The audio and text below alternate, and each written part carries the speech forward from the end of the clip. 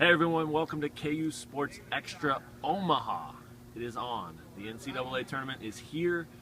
They're about to play a game tomorrow, 11:15 a.m. Today, though, Tom Keegan, Matt Tait, Benton Smith behind the camera. We were inside the locker rooms of both New Mexico State and Kansas, talked to all kinds of players, all kinds of coaches to kind of find out the vibe that both teams have heading into their first tournament game of the year. Always exciting, always a fun day. What'd you learn? Maybe the thing that jumped out at you most today? Well, Tom? the thing that jumped out at me most was that I do think that Perry Ellis is fine. That's what the message he conveyed, and sometimes it's the way you convey it. Right. Of course you're going to say that, but I really think he feels a lot better than he did last week. And you saw on that second day in a row that he really was stiff and not moving well with his sprained knee. There are no back-to-back days in the NCAA tournament. And those days of rest he got were fine, and he said there's nothing he's not doing in practice now. So that's great news for Kansas. Yeah, good point. No back-to-back days. That's significant. There's time to recover if you do advance. And I asked Jamari Traylor the very same thing. Did this 4 days help you guys? You know, how much did you get to rest your bodies? And he said, everybody's healthy. Everybody's feeling good. We're ready to go, man. Brandon Green said basically the same thing. He alluded to a couple of bumps and bruises for guys, but those don't just go away. It's not just, oh, they're gone. You know, 4 days isn't 4 months, but it's good to hear they're in pretty good health. I know you've talked a lot about them not carrying the burden of expectations and not that 2-seed pressure. Did you feel that today? Pretty loose group? I think so, yeah. And they just have not had a 2-seed type season. It hasn't been that kind of year in college basketball.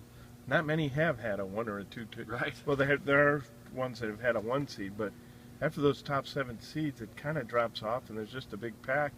And you saw a part of that pack was Iowa State. Yeah. Part of that pack is Baylor.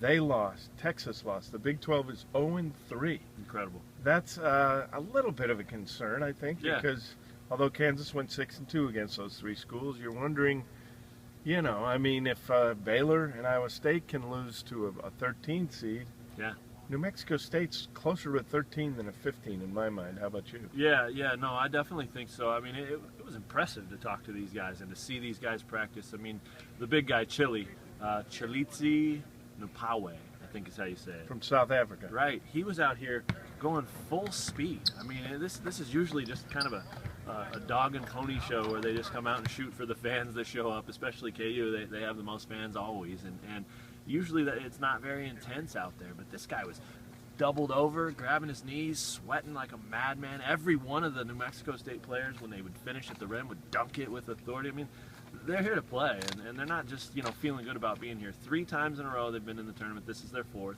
6 guys that played in a game last year that went to overtime in the tournament. So these guys are definitely ready. They've won 13 games in a row. Yeah. They're 9th in the nation in offensive rebound. Whatever this stat means, they've had their shots blocked less than anybody, a lower percentage of any team in the country. It means the WAC is bad. If you look at all, it does. If you look at all the others in the top 10, they're pretty darn good basketball schools, but whatever that means. They turn it over a ton. Yeah. If I had to guess, I'd say Devontae Graham will play a lot. He's pretty good at forcing turnovers. Sure. And, you know, if Kansas can force a ton of turnovers, they can run away with this.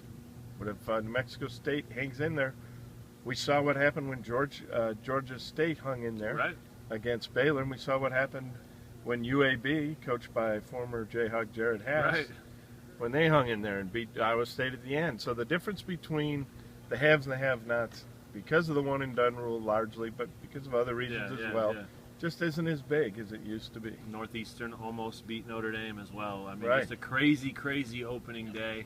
I think these New Mexico State guys have 2 keys. One, they don't want to let Kansas shoot 3-pointers. They want to defend that with their zone and with their press. Which they have all year, tremendously. tremendously. Yeah, 29% is what their opponents have shot from 3-point range all year.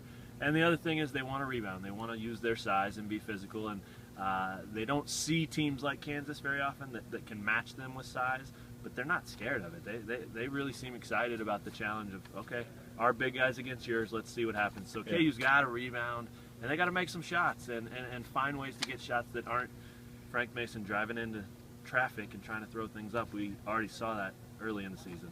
Didn't go too well. Against Kentucky? Yeah. This is not Kentucky. But you still don't want to do that, right? I think Frank can finish on these. It'll be interesting to see for sure. So bright and early, KUsports.com tomorrow. We'll have the live game blog firing. Benton Smith will be dominating like he does. I don't know what he's going to wear yet, but he's going to look sharp. I guarantee that. It'll be bright and early, all kinds of fun, all kinds of coverage for the game. After the game, Gary Bedore, we tried to get him on. He's back at the hotel, feet up, smoking jacket on, doing his thing. So, anything to add about Gary? Just got the pipe going. Yeah, it's just a legend. This is his time. This is Gary Bedore's time.